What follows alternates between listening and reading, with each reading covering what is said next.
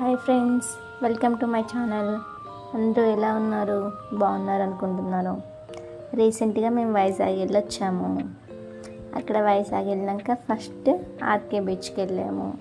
తర్వాత రోజు సింహాచలం టెంపుల్కి వెళ్ళాము. ఇంకా సింహాచలం టెంపుల్ అయితే కప్ప స్తంభాన్ని కూడా హగ్ చేసుకున్నాం. ఈసారి లాస్ట్ టైం మిస్ అయ్యాం. ఇంకా నా favourite beach Bheemili beach miss అయ్యాం. బట్ నెక్స్ట్ ఆల్రెడీ నేను రిషికొండ బీచ్, భీమిలి బీచ్ అన్నీ చూశాను. బట్ మళ్ళీ ఒకసారి చూస్తే బాగుండేది అనిపించింది. కొంచెం టైం తక్కువ ఉండడం వల్ల ఓన్లీ ఆర్కే బీచ్ ఒక్కటే విజిట్ చేశాను.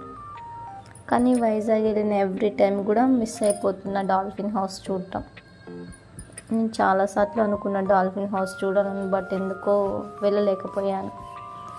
ఇంకా మీరు ఎవరైనా వెళ్ళారా డాల్ఫిన్ హౌస్కి? ఏమన్నా రూట్ మ్యాప్ ఉంటే చెప్పండి, ఎలా వెళ్ళాలి అని. నెక్స్ట్ టైం వెళ్ళినప్పుడు ప్లాన్ చేసుకుంటాం. ఇంకా వైజాగ్ ఆ బీచ్ దగ్గర అలల దగ్గర నిలబడితే మనకి ఏ టెన్షన్ ఉన్నా ఏమి గుర్తుకు రాదు. అలల సౌండ్కి ఆ సముద్రం గినక అన్నీ దాంట్లో దాచుకుంటుంది అని చెప్తారు కదా ఒక మూవీలో. సేమ్ మనం ఒక సముద్రం ముందు నిలబడితే మన ఫీలింగ్స్ అన్నీ కూడా, మన ఏదైతే సాడ్నెస్ ఉందో మొత్తం దూరం అయిపోయినట్టుగా అనిపిస్తుంది. ఓన్లీ అలల సౌండ్కి మన ప్రశాంతత ఒక్కటే వినిపిస్తుంది. ప్రపంచాన్ని మొత్తం మర్చిపోయినట్టుగా అనిపిస్తుంది. ఓన్లీ వైజాగ్ బీచ్ అనే కాదు, ఏ బీచ్కి వెళ్ళినా కానీ మనకి కొంచెం హ్యాపీనెస్గా అనిపిస్తుంది. ఎప్పుడు టెన్షన్స్తో ఉంటాం కదా. ఫ్రెండ్స్, కొంచెం వీడియోని చూసిన వాళ్ళు లైక్ చేయొచ్చు కదా. లైక్ చేసి సబ్స్క్రైబ్ చేసి కొంచెం సపోర్ట్ చేయండి. నార్మల్గా సెలబ్రిటీ వీడియోస్కి అయితే మనం ఎన్నో లైక్స్ చేస్తాం, బట్ మనలాంటి వాళ్ళకి మనమైతే హెల్ప్ చేసుకోం. కొంచెం సపోర్ట్ చేస్తూ ఉంటే కొంచెం మోటివేషన్ లాగా ఉంటుంది. ఇంకేమన్నా కంటెంట్ అంటే ఇలా చేయొచ్చు, మన కోసం మన ఐడియాస్ వస్తుంటాయి. మన కోసం మనమే కదా హెల్ప్ చేసుకోవాల్సింది. బిఫోర్ డేస్ నుండి చూస్తున్నాం, రిచ్ వాళ్ళు హెల్ప్ చేస్తారు, పేదవాళ్ళు హెల్ప్ చేస్తారు. సేమ్ ఇప్పుడు కూడా అలాగే ఉంది. సెలబ్రిటీస్ హెల్ప్ చేసుకుంటారు, మనలాంటి వాళ్ళకే హెల్ప్ చేస్తాం. మరి మనకెవరు హెల్ప్ చేయాలి? ప్లీజ్ ఫ్రెండ్స్, లైక్ చేయండి, సబ్స్క్రైబ్ చేయండి.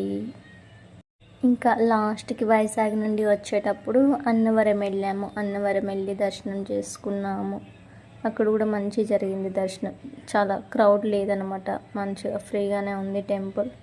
బట్ లాస్ట్ టైం వైజాగ్ వెళ్ళినప్పుడు కనక మహాలక్ష్మి అమ్మవారు అనేసి చేతులు లేని అమ్మవారు ఉంటారు. ఆమెని తలుచుకుంటే ఏదైనా జరుగుతుందంట. లాస్ట్ టైం వెళ్ళినప్పుడు విజిట్ చేశాను, బట్ ఈ టైం అమ్మవారి దగ్గరికి వెళ్ళలేకపోయాను. ఇంకా మీకు విజయవాడ లోకల్ వాళ్ళకి తెలిసే ఉంటుంది.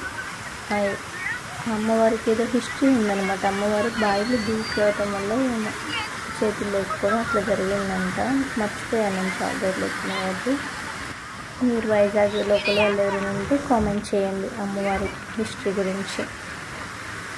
Thank you friends for watching my video. Please subscribe, share, like, subscribe.